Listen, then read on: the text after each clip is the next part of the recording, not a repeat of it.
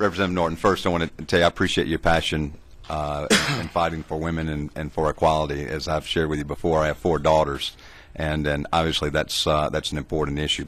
But I have a couple of questions on this. I know you mentioned earlier, certainly there already is a cause of action under federal law to address this. But I also, in looking through our labor code, I noticed that in Title 23, Section 332, we also have a provision that prohibits discrimination in employment, and it specifically addresses discrimination related to sex. And so my question is, if we already have a provision of law in state law, we already have a provision in federal law, does just adding another provision in state law, is that the equivalent of saying we really, really mean it? Does that change anything? So if I'd ask you to address that, does this conflict with 332? Does this supplement 332? Does 332 now become unnecessary? What are we doing in terms of having multiple laws addressing the exact same issue?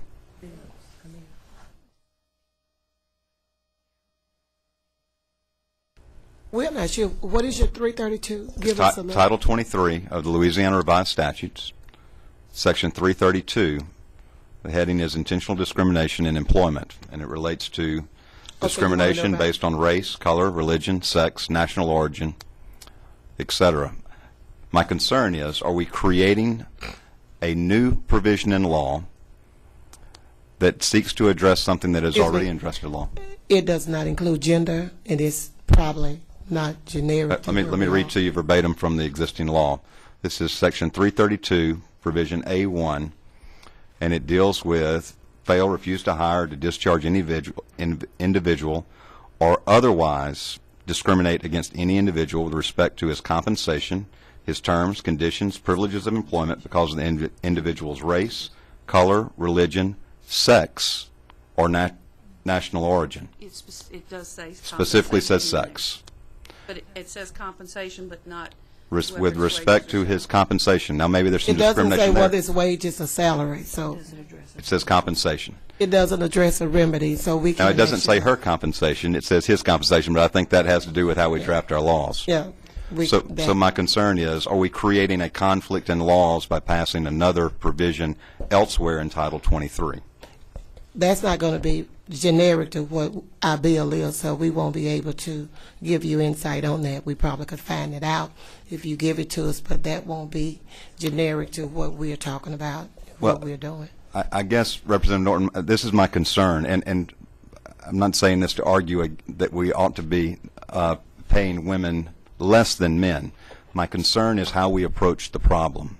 And your bill creates new law, Section 661 and following. In Title 23, at 332, but Title 23 won't fit into what we're trying to tell you. Is it will not fit into where we are with what Title 23 does.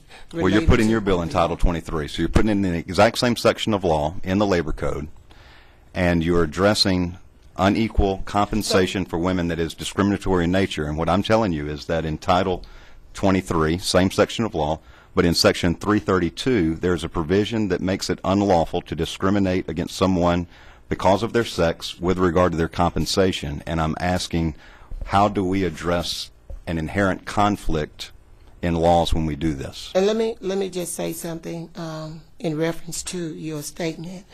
EEOC is a responsibility for those persons who feel like they have been treated unfair and unequally, and they are there as a, should I say, as a third body for you to go to fill out information and tell them why you felt that you were discriminated against, you was not treated fairly, or something happened within the job that you were working at, and they more or less they do some type of an investigation with the information that you give them, and once you give them the information, they come back and give you results on what they finding was in reference to you being treated, maybe discrimination in that reference, whether it's against pay or whether it's against, some type of altercation or whatever. That's what EEOC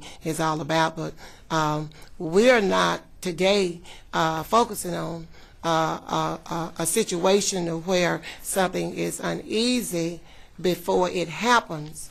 And before it happens would means that, as the lady had said, and I don't remember, I can't say her last name again. Yeah, no. Chairman Ms. Dixon DeHara. was saying it too. Right, Ms. DeHara. But she just made reference to a situation that was related to gender.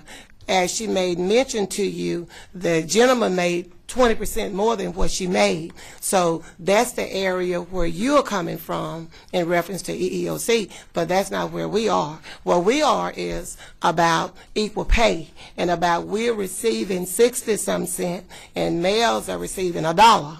So that's where we are right now. So I would kind of hope, if it's okay, that you would kind of stay with where we are as far as talking about what we're receiving versus what they are receiving, and then we can do EEOC. And the reason, and let me say this, Sure. and let me say this to you too, and the reason I know about EEOC, because I filed an agreement with EEOC when I worked for AT&T, so I know the process with EEOC. So this is not where we are. That's not our major objective here today. Our major objective here today is the male counterparts making here and the women making here. This is where we are, and if there is any way possible, you can kind of stay with us right there. I really would appreciate it. Here's what I commit to Really you. would. I will stay with you in agreement that that is wrong and we should never tolerate it. I will stay with Thank you in you. regard to that Thank when anywhere we find discrimination, we ought to stamp it out. Thank you. And I will never, ever agree with that. Thank you. Where I cannot stay with you is in saying that the statute that I read you is not germane to the issue that we have today. And here's why. That statute specifically says that it is unlawful to discriminate based on Right. gender and with Right. regard to the compensation that you receive. Right. Secondly, I can't agree with you because it does not specifically relate to EEOC. Let me refer to Title 23, Section 303. A plaintiff who has a cause of action against an employer, employment agency, or labor organization for a violation of this chapter, we're in the same chapter, may file a civil suit in a district court seeking compensatory damages. And it goes on to talk about what the remedy is in the authorization of civil suits. So it's not that I'm opposed to your cause. I very much am in favor of Okay, what you're thank trying you. to do. We appreciate that. But I don't want us to get into a situation as a body to where we create another law that creates confusion in the law I don't think you when will. we can work together. And I don't think that's in I your don't think intent. you will. I really respect what you're trying to accomplish. I appreciate but that. But I have concern that we are creating multiple provisions of law that may not be And- may not work well together. That's my only concern. And if I'm wrong, I'll be happy. And I can be wrong, Representative Norton, and I'll be glad to stand standing correct. And if I may, Representative Yes, ma'am. Broadwater, Broadwater. I can't see it back there, but whatever the case may be, when I think about being in my second term, Yes, ma'am. and I think about the fact that all the laws and all the bills that we've voted to pass out of the House of Representatives and out of the committee, I'm amazed how we stack one on top of one and another one on another one and another one on and we just keep right on stacking, and how we take the authority to think that we should look at what the taxpayers do, and we should observe that in the sense to say that, well, we're not in agreement with what they do and what they voted on it. I want to do something different, so let me just take another bill, let me just take another law, and let me redirect that. So when we talk about what we not want to do in here, it gives me the frame of mind to look at what we do in here and how we do it in here, and what you just made reference to. And I hate to say it, but that's a daily thing for us, to pile one on top of another one, to turn another one this way, and take the tax dollars money that they've allocated over here, and we said no, we're going to send it over there.